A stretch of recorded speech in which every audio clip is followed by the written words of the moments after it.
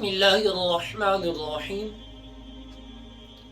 حضرت عبداللہ بن عباس رضی اللہ تعالیٰ عنہ سے مروی ہے، حضور صلی اللہ علیہ وآلہ وسلم نے فرمایا کہ جو شخص اللہ کی رضا کی خاطر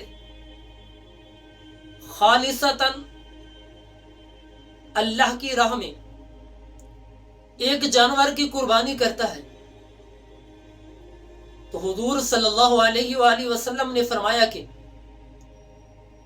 اس جانور کی قربانی کا ثواب سوائے اللہ تعالی کے فرشتوں کو بھی معلوم نہیں ہے کہ اس قربانی کے جانور کا کتنا ثواب ہے۔ دعا ہے اللہ تعالی ہمیں خالصتاً اللہ کی رضا کی خاطر قربانی کرنے کی توفیق عطا فرمائے۔